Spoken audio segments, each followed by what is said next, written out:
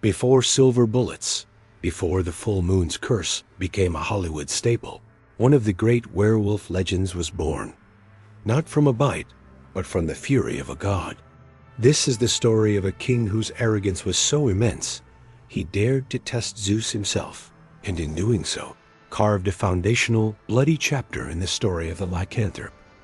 This isn't just a monster story. It's a cautionary tale about power, piety, and the horrifying consequences of questioning the divine. It's the story of Lycaon, a man whose punishment for a single, blasphemous act echoes through millennia of folklore, helping to define the very essence of the creature that haunts our darkest nights.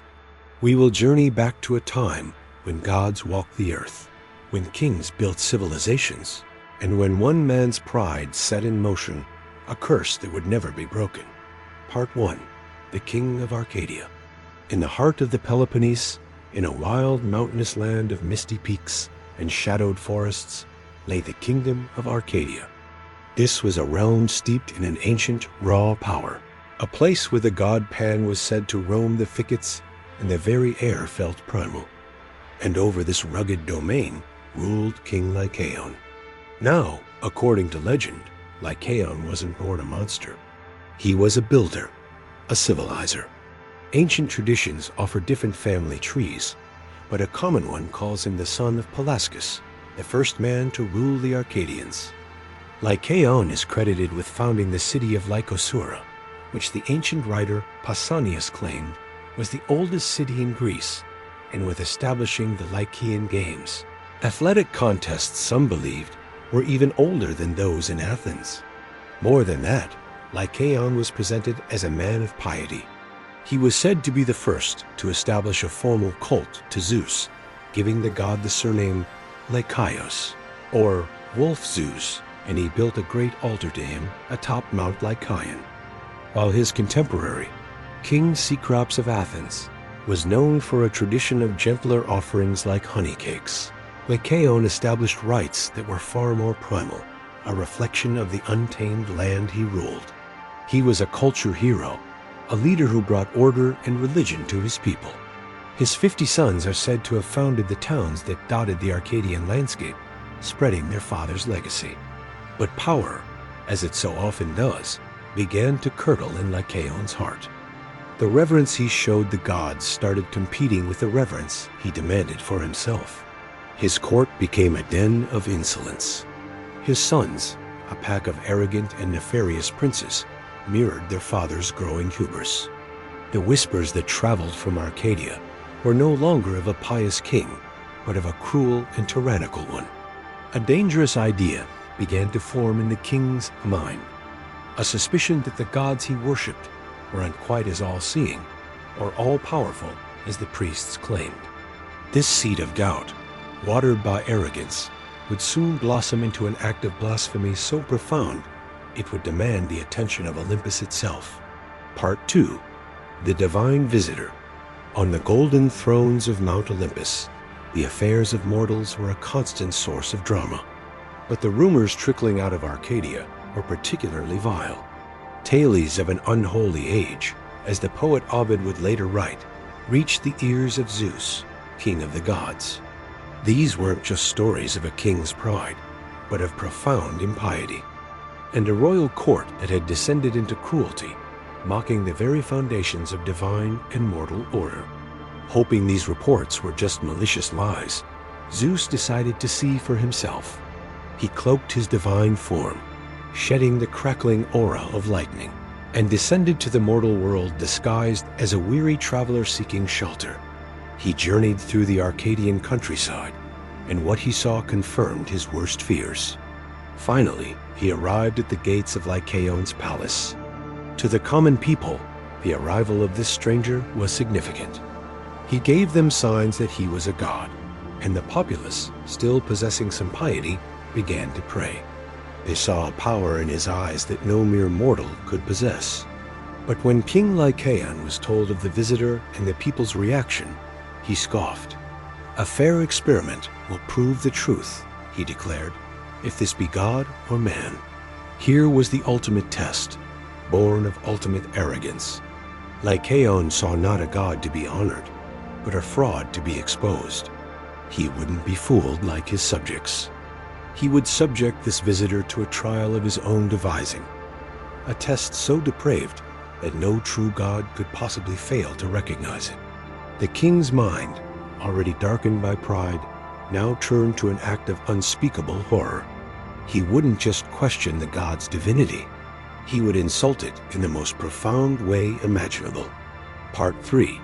A Feast of Forbidden Flesh. The great hall of Lycaon's palace buzzed with a tense, wicked energy.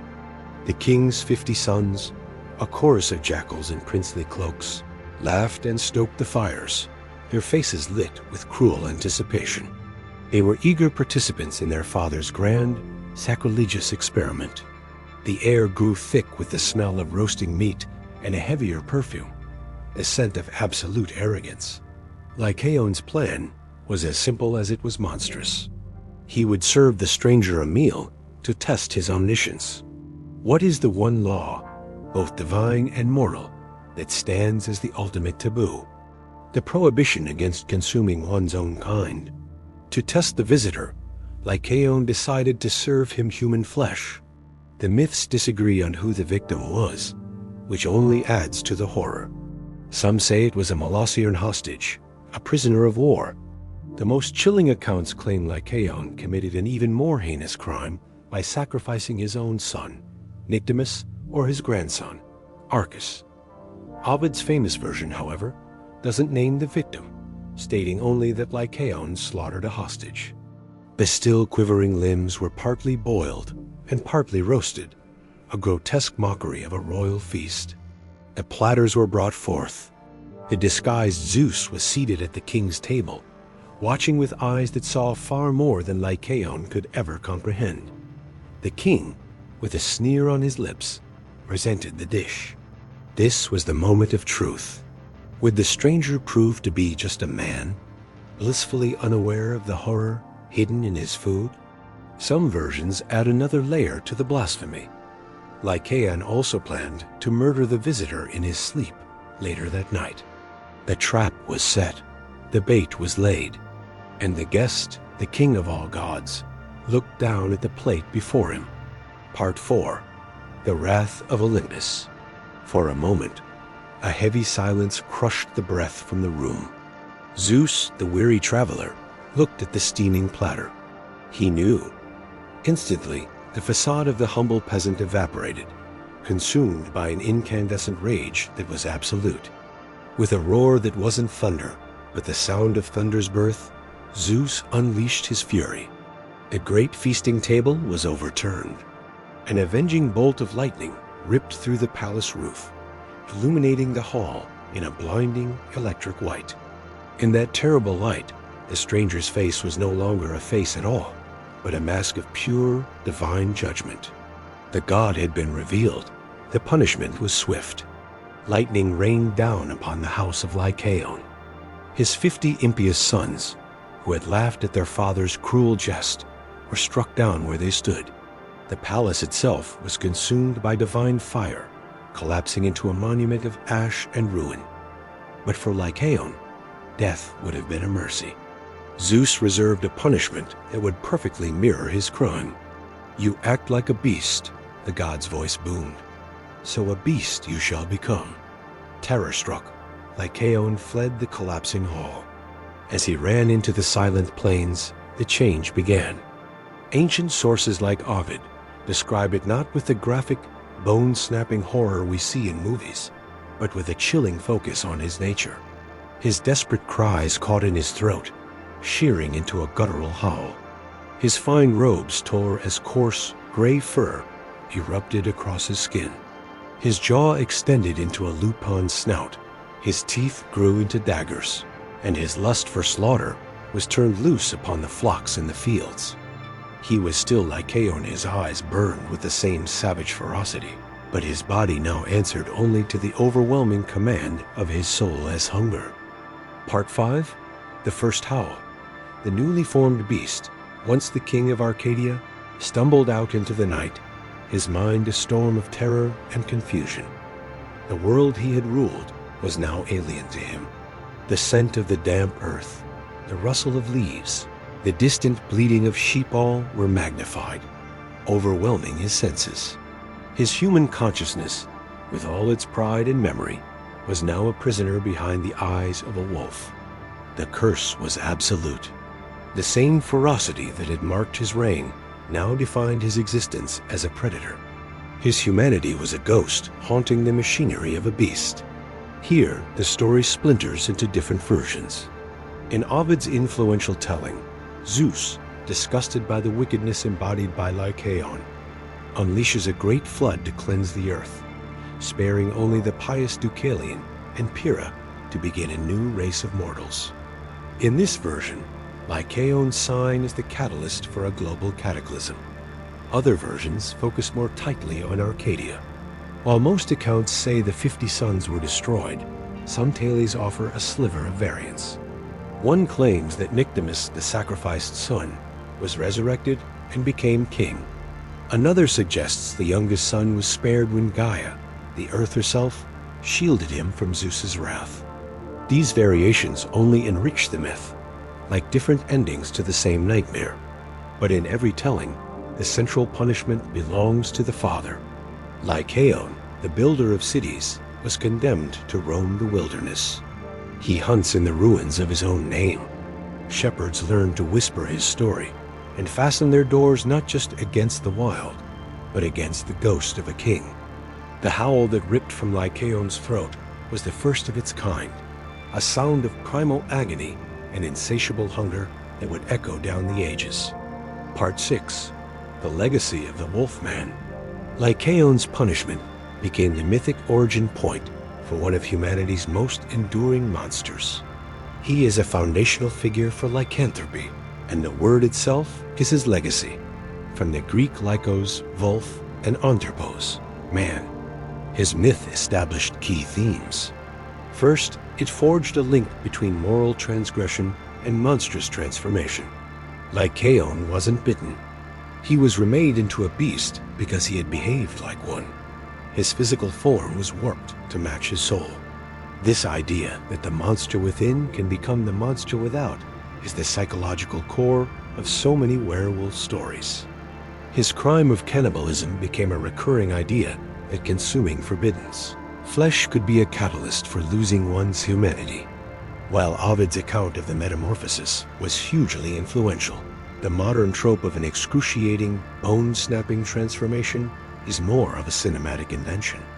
However, the core idea of a painful loss of self traces back to the horror of Lycaon's fate.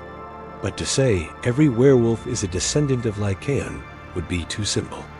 Werewolf beliefs have multiple, independent roots across Europe, including Norse, Germanic, and Slavic traditions. Many popular werewolf traits, like vulnerability to silver or transformations, tied to the full moon, are much later additions from medieval folklore and modern fiction, absent from the original Greek myth. The most terrifying legacy of Lycaon's myth is the idea that his human mind was left intact to suffer inside its bestial prison, fully aware of what he had lost. He wasn't just an animal. He was a man cursed to be an animal. This became a powerful, recurring theme, even if many later werewolf tales depict a total loss of human consciousness. Part 7. The Rites of Mount Lykaion. The myth of Lycaon is more than just a story. It's deeply entwined with real-world rituals on the mountain that bears his name, Mount Lykaion, or Wolf Mountain. At its summit was an ancient, open-air altar to Zeus Lykaios, a great mound of ash built from centuries of sacrifices. This wasn't a typical Greek sanctuary with grand temples. It was a wild, primal place, shrouded in terrifying rumors. Ancient writers like Plato and the traveler Pausanias speak of the Lycaea, a festival rumored to involve human sacrifice. According to these accounts, a morsel of human entrails was supposedly mixed with animal entrails. In a communal feast, one man would consume the human portion. What they said happened next is the chilling part. The man who ate the forbidden's flesh was believed to transform into a wolf for 9 years. If, during that time, he abstained from tasting human flesh again, he could regain his human form. But if he gave in to the hunger, he would remain a beast forever. This reported ritual presents a fascinating parallel to Lycaon's curse. Was the story an allegory for this rite of passage? Or did a real event inspire the ritual? Even Pausanias, writing in the 2nd century A, expressed skepticism about a literal transformation, but confirmed the story was alive and well among Arcadians. Archaeology has only deepened the mystery. In 2016, a stunning discovery was made at the Ash Altar, the 3,000-year-old skeleton of an adolescent boy. While archaeologists caution this isn't definitive proof of human sacrifice, the find lends a chilling credence to the ancient rumors. It suggests that the stories of the Lycaea, and by extension, the myth of Lycaon, are rooted in a dark and ancient reality, a time when the line between civilization and savagery was perilously thin. From a king's prideful challenge to rumors of secret rituals on a desolate mountain, the story of Lycaon is a cornerstone of our fear of the werewolf. It's a powerful myth weaving together themes of hubris, divine retribution, and the fragile boundary between man and beast. It's a story that presents the monster not as an external force, but as a consequence, a punishment perfectly tailored to the crime. Lycaon wasn't bitten by a wolf. He was revealed as one. The myth's genius lies in its psychological depth. The transformation wasn't an escape from his sins, but an imprisonment within them. By trapping Lycaon's human mind inside a predator, Zeus crafted a punishment of eternal, conscious torment. He was cursed to remember the crown he once wore, even as his jaws dripped with blood. This is the horror that separates the werewolf from a simple beast, the ghost of the man inside. This ancient Greek tale has proven remarkably resilient, providing thematic DNA for centuries of folklore and fiction.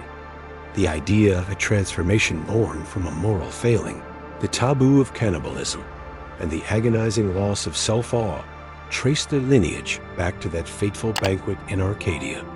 The story warns us that our humanity isn't a given, it's a choice.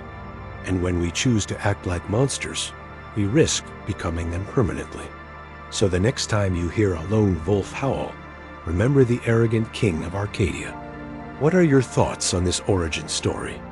Does it change how you see the modern werewolf? Let us know in the comments below. And if you want to uncover more of the forgotten myths that lurk in the shadows of history, be sure to subscribe and hit the notification bell.